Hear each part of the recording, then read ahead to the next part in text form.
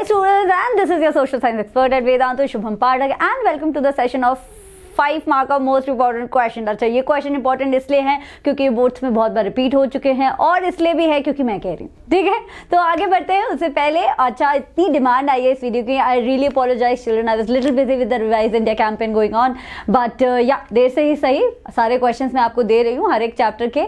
Before that let me congratulate 3 people who answered the questions in the previous video. So Rishabh ji, आपने तो अभिषेक sir का picture लगा लिया है और आप हमेशा टॉप पे आते हैं, तो कंग्रेचुलेशंस बच्चा। ऑल्सो हैप्पी भाटी, आप भी बहुत बार आते हैं, you are also becoming a permanent member here. And Fiza, big round of applause for Fiza also. Okay, so let's without wasting any time let's move on to the most important questions children. But before that let me tell you कि कैसे करने हैं questions. ठीक है, questions attempt करने का मैं आपको हर बार बता चुकी हूँ, 3 मार्कर्स के लिए भी, 1 मार्कर्स के लिए भी, पर 5 मार्कर्स के लिए एक बार और बता देती हूँ। पॉइंट्स में आंसर करो, जितना हो सके पॉइंट में करो। मिनिमम पॉइंट्स तो 5 आपको लिखने ही हैं, मैक्सिमम आप 5 to 7 पॉइंट्स लिख सकते हो। Then not more than 125 word, but does not mean कि आप लिखोगे लेस देन 120 वर्ड्स। ठीक है, मत लिखो, इतना कम भी मत लिखो। एग्जाम्पल्स पुट करने की कोशिश किया करो, wherever you can put examples, I'll be really glad if you'll put them. Then also 5 minutes rule रखो एक क्वेश्चन पे, कभी 5 minutes मतलब प्रिपेयर करो 5 minutes में अटेम्प्ट करने का। 5 to 7 भी हो सकता है, बट इससे ज्यादा ट्राई करो कि मत हो, right? On that note, let me start the session with the history, okay? So the first chapter that I'm going to discuss is your rise of nationalism in Europe. Now look at this question. जैसा कि मैंने कहा कि बहुत बार boards में आ चुका है, 2010, 11, 15, 17. अच्छा बच्चों, एक और बात है, in this video I have kept in mind to discuss the questions जो difficult लगते हैं, ठीक है, जो डायरेक्ट नहीं लगते हैं, थोड़े डिफिकल्ट होते हैं क्वेश्चन एनालाइज करने के तरीके से भी। ठीक है, so like this question, describe the process of unification of Germany. जब ऐसा ओपन एंडेड क्वेश्चन आ जाता है जिसमें पूरा टॉपिक है बुक में, हमें नहीं पता होता कि इसको कैसे समराइज करें कि 5 मार्क्स हमें पूरे मिल जाएं, तो ये क्वेश्चन कैसे अटेम्प्ट करना है। अच्छा, मैं आपको सिर्फ यूनिफिकेशन ऑफ जर्मनी का बता रही हूं, लेकिन सेम वे आप यूनिफिकेशन ऑफ इटली भी लिख सकते हो, और स्ट्रेंज केस ऑफ ब्रिटेन आएगा तो वो भी लिख सकते हो। ठीक है, सो let's get started. Unification of Germany. Now children, you already know that in 1848 एक कोशिश की गई थी जर्मनी को कॉन्स्टिट्यूशनल मोनार्की बनाने की, लेकिन वो कॉन्स्टिट्यूशनल मोनार्की तो बना नहीं। फेडरिक विलियम ने कर दी चॉपसी, प्रशियन किंग जो थे, उन्होंने कहा मुझे कोई इंटरेस्ट नहीं है जर्मन यूनिफिकेशन में, मेरी पावर को लिमिट मत करो, राइट? उसी के बाद जो पूरा रिस्पॉन्सिबिलिटी थी, the entire responsibility fell on the shoulders of your Bismarck, right? He was the architect of the unification of Germany, and that's exactly how you have to start your answer.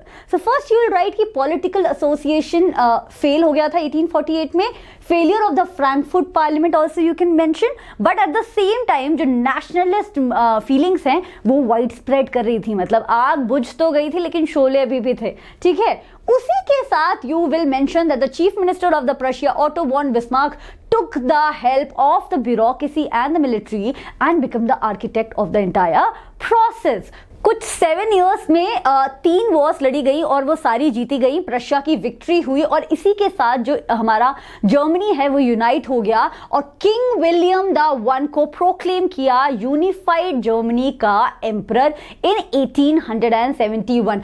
As you can see 7 points I have given you, you can cut short, इस वाले 2 points को आप 1 बना सकते हो और आप ये आंसर अटेम्प्ट कर सकते हो। ठीक है, अभी चलते आगे, एक और चैप्टर का एक क्वेश्चन डिस्कस करते हैं children. The chapter is nationalism in India. Now इसमें से बहुत डायरेक्ट क्वेश्चन भी आते हैं, what is the idea of Satyagraha, then civil disobedience movement, difference between CDM and national cooperation, so on and so forth. ऐसे direct questions भी आते हैं, बट जो क्वेश्चन मैं आपको दे रही हूँ इधर, this is an indirect question, as you can see 2012 it came, 13 it came, 15 it came. क्यों बोल रही हूँ मैं indirect question? क्योंकि इसमें एनालाइज करने का एक तरीका होता है, हर किसी का अलग होता है, तो कभी कभी आप कोई पॉइंट छोड़ देते हो उसमें। Look at the question, nationalism spreads when people begin to believe that they are all part of the same nation. Nationalism तब बनता है जब लोगों को लगता है कि वो सारे एक ही चीज का हिस्सा है। जस्टिफाई द स्टेटमेंट ना। आधे बच्चे सोचेंगे कि यार ये फर्स्ट पेज जो है ना चैप्टर का उसमें से है जहां नेशनलिज्म इंडिया में कैसे बिल्ड हुआ वो डिस्कस किया है, और आधे बच्चे सोचेंगे ये कलेक्टिव बिलोंगिंग वाले में से है। सो चिल्ड्रन, इसमें आपको दोनों मेंशन करना है, ठीक है। Look at these points that I have made for you. United struggle. So first page वाला पॉइंट डिस्कस करते हैं। दैट वी रियलाइज दैट हमारा जो एक कॉमन एनिमी है, we all have a common enemy and we are in the same boat. एक ही कश्ती में हम लोग सवार हैं। देन अच्छा, मैं एक बार साइड हो जाती हूँ, you can take the screenshot of this question and then I'll explain it to you. Cultural processes, history, fiction, अब ये कलेक्टिव बिलोंगिंग पे आ गए। हिस्ट्री के थ्रू, प्लेस के थ्रू, सॉन्ग्स के थ्रू, पोएम्स के थ्रू, लिरिक्स के थ्रू, फोकलोर के थ्रू हम जो कर रहे थे नेशनलिज्म की भावना को इधर उधर फैलाने लगे, स्प्रेड करने लगे, और हमें समझ आया कि हमारी एक कॉमन आइडेंटिटी है चिल्ड्रन, एंड इसी के साथ हमने रिवाइवल किया। साउथ इंडिया में, नॉर्थ इंडिया में, बंगाल में, हर जगह पे जो है रिवाइवल हो रहा था कि हम कॉलोनियलिज्म से पहले कितने अच्छे थे। इवन हिस्ट्री को हमने दोबारा अपना इंटरप्रिटेशन दिया, और इसमें हमारे लीडर्स का बहुत बड़ा हाथ था। हमारे महात्मा गांधी के लीडरशिप के अंडर ये सब कुछ हो रहा था। मोहम्मद अली, शौकत अली, जवाहरलाल नेहरू, BR अम्बेडकर, इन सब का पूरा योगदान था। ये सब आपको मेंशन करना है, ठीक है। मैं आपको 6 पॉइंट्स दे रही हूं, आप इसमें अपने पॉइंट्स भी ऐड कर सकते हैं। Feel free to be innovative about questions, okay. चलो, let's move on and get to the chapter the making of the global world. Children, look at this question. 10, 11, 12, 14, 16, how important it must be, right? The question is, the Silk routes are a good example of trade and cultural link between distant parts of the world. Explain with examples. अब ये chapter इतना बड़ा है बच्चों, और silk route वाला जो topic है ये कोई बहुत बड़ा टॉपिक नहीं है चैप्टर में, फिर भी ये काफी इंपॉर्टेंट, तो I don't want you to miss it, okay. Silk route अच्छे से पढ़ेंगे, 1 मार्क के लिए आ जाए, 3 मार्क के लिए आ जाए, 5 मार्क के लिए आ जाए, you should be prepare. So in this question what I want you to do is, let me get back to the question first. The Silk routes are a good example of trade and cultural link between the distant parts of the world. Explain with examples. Okay.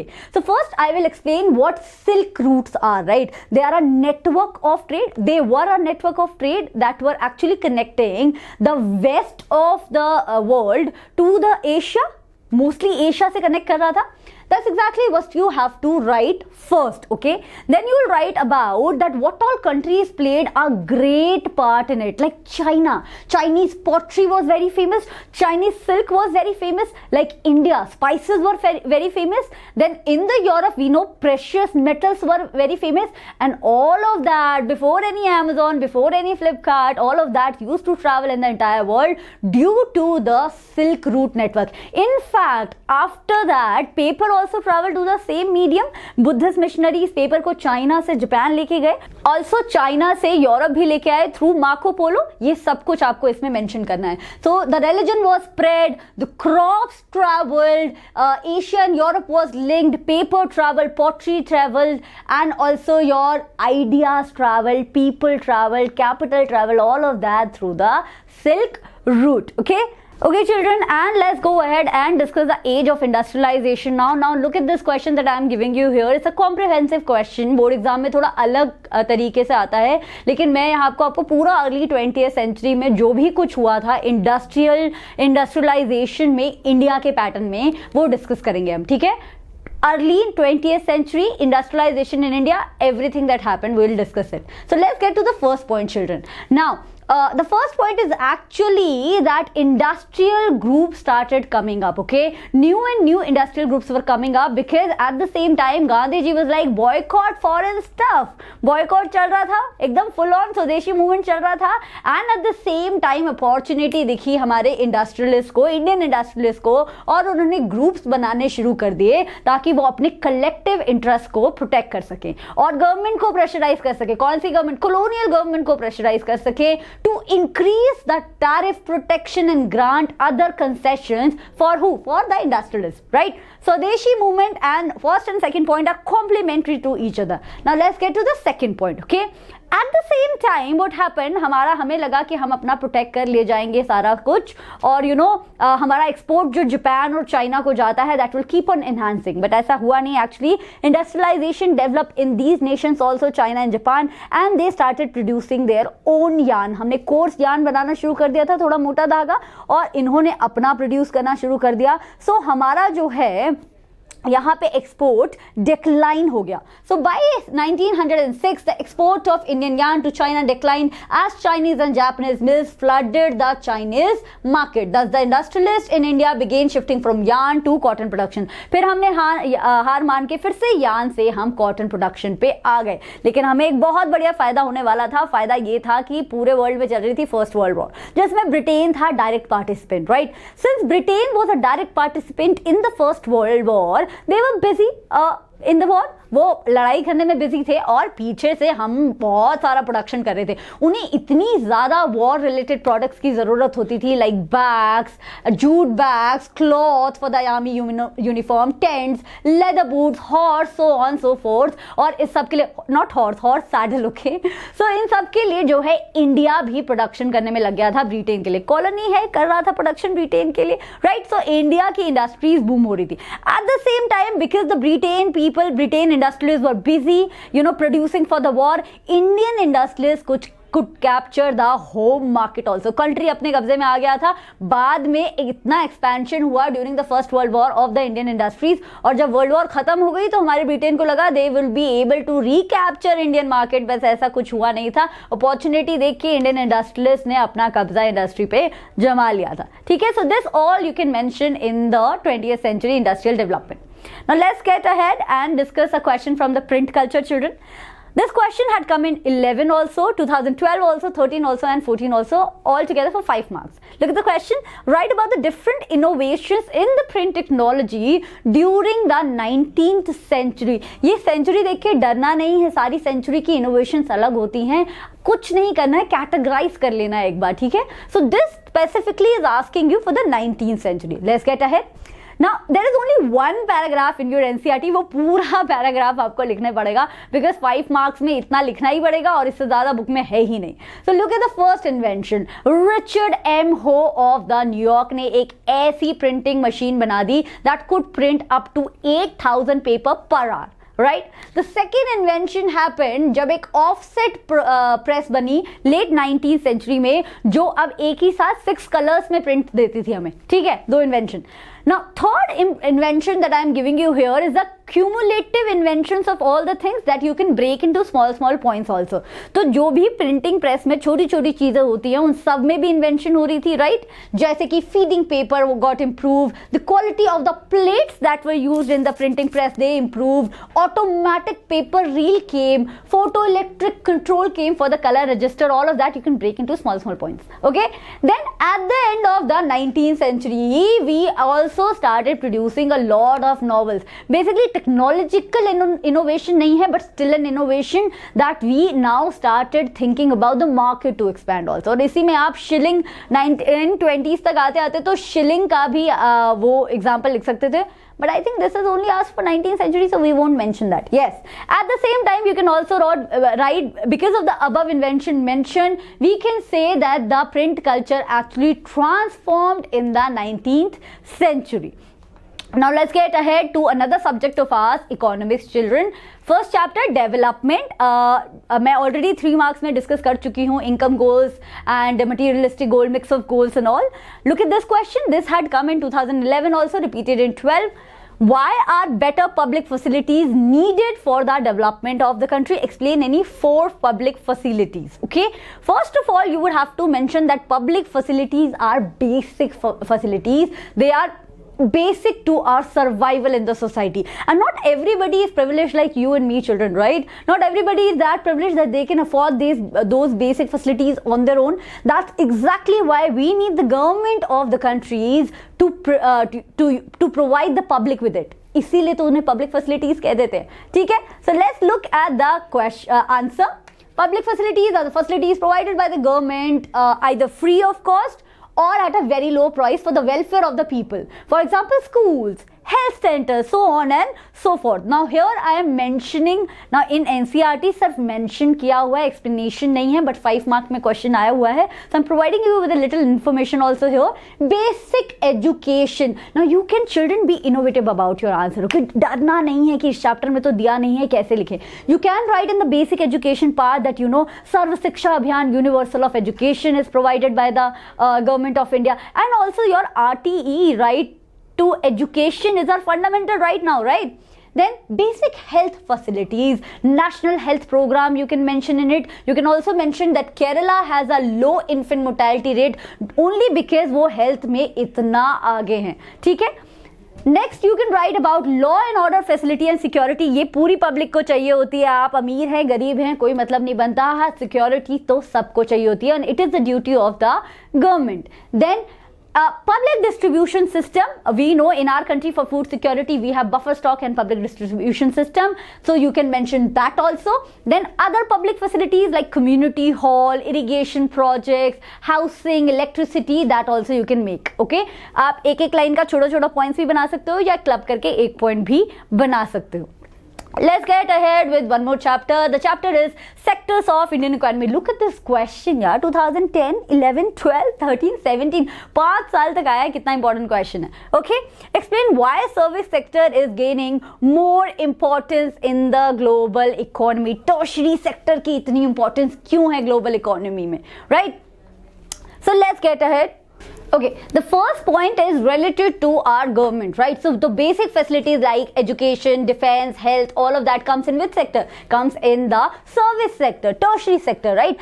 Second point and third point are complementary to each other, that your tertiary sector, your service sector is actually the lifeline of your primary and secondary sector, right? हम जब tertiary sector पढ़ते हैं तो हम यही बोलते हैं कि वो support करता है primary और secondary को. That's exactly you can mention. You can put forward certain points also. For example, agriculture industry boost ही नहीं होगी जब तक एग्रीकल्चर ट्रांसपोर्ट के थ्रू मार्केट तक नहीं पहुंचेगा, right? So any kind of banking, communication, transport, all of that actually facilitate both primary and secondary sector.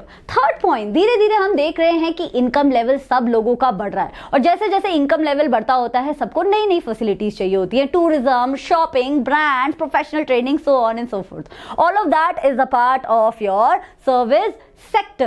Now one more point children, very important, धीरे धीरे टेक्नोलॉजी के साथ नई नई सर्विसेज आ रही हैं. Information technology, communication technology and all of that again are a part of your service sector. There are more points here. Policy of privatisation ने इसे और बूस्ट किया है. 1991 में जो प्राइवेटाइजेशन पॉलिसी बनी थी, LPG policy, and also engage many different kinds of people such as shopkeeper, repair person, transfer person. Make in India भी मेंशन कर सकते हैं. आप पता है इतना एंटरप्रेन्योरशिप को हम बढ़ावा दे रहे हैं, हम इनोवेटिव एंटरप्रेन्योरशिप को जो बढ़ावा देते हैं टेक्नोलॉजी रिलेटेड, वो सब भी तो इसी में आता है, राइट? सो सर्विस सेक्टर क्यों नहीं बूम करेगा?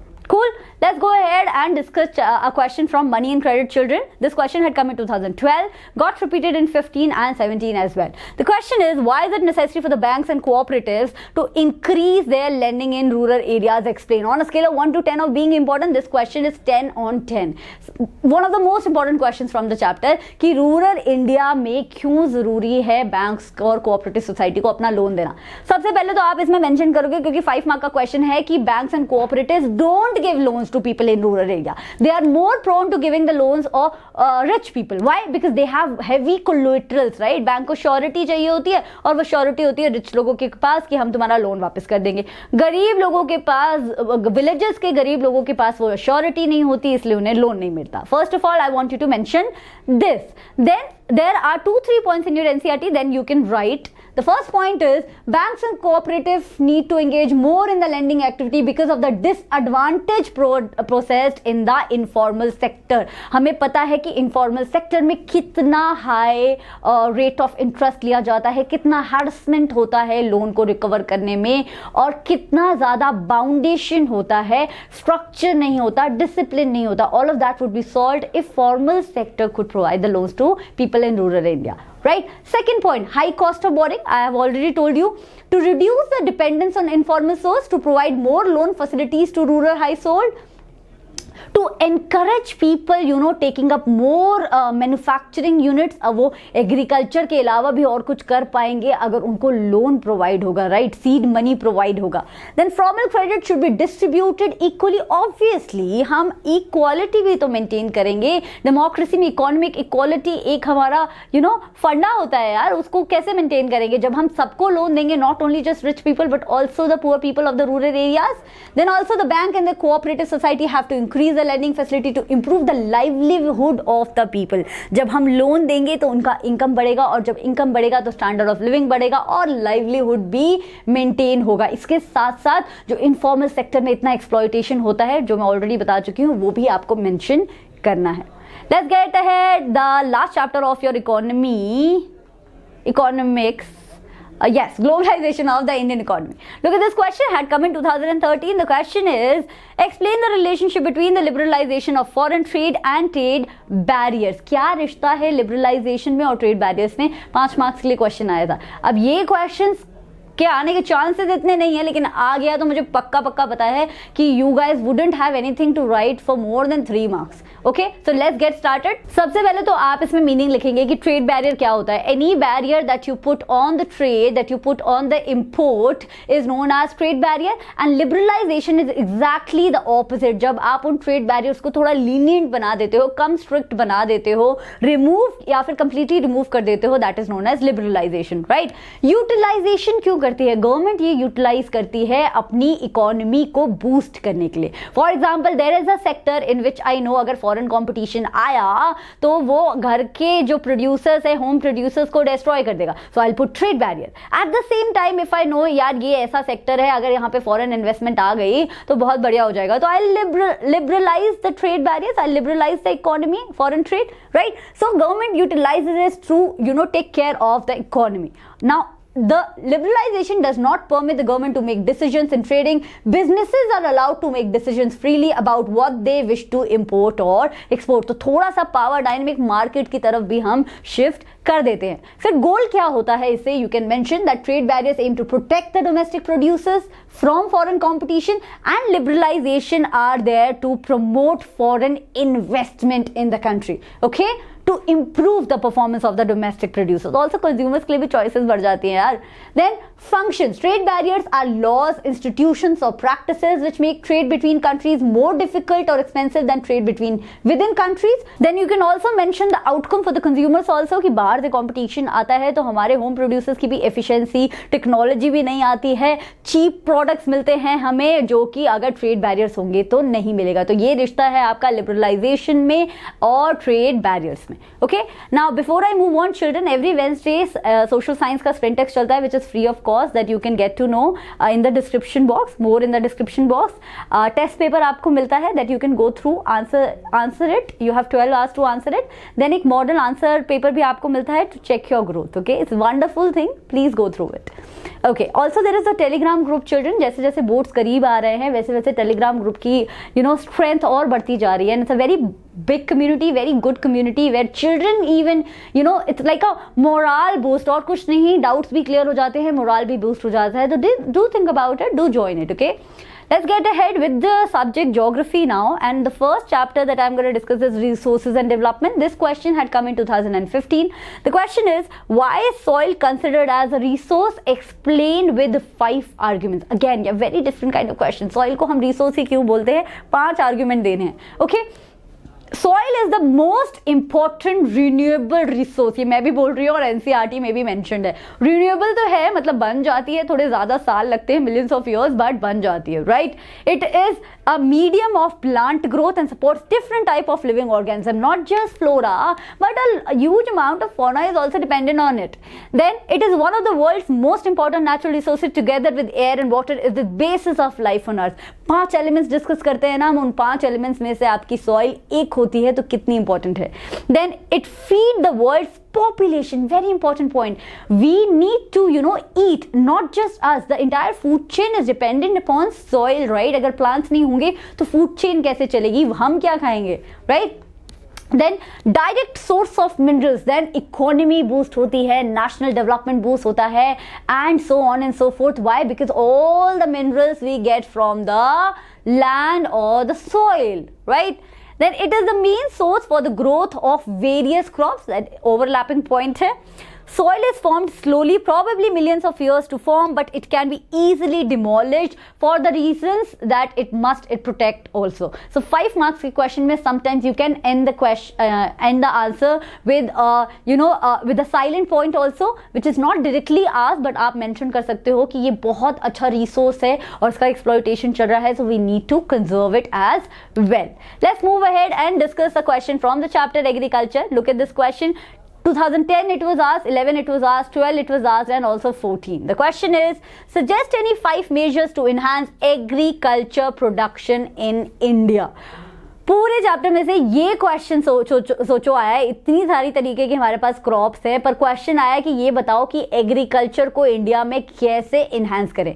मैंने आपको पहले भी बताया children, SST actually tries to develop your temper regarding the society. So क्या क्रॉप है, क्या उसकी क्या कंडीशंस चाहिए, उससे ज़्यादा इंपॉर्टेंट ये है कि Indian children should get to know that how exactly we can enhance the agriculture. तो इस तरीके के क्वेश्चन इसलिए इंपॉर्टेंट होते हैं. I'll see you next time with 5 marker questions, most important 5 marker questions of geography and political science. Till then, if you have any doubts, if you want to know the answer of any particular question, you can let me know in the comment section. And don't forget to subscribe the channel and also like the video. Okay, you guys keep asking about the videos, never like it. So please do that, and I'll see you next time, children.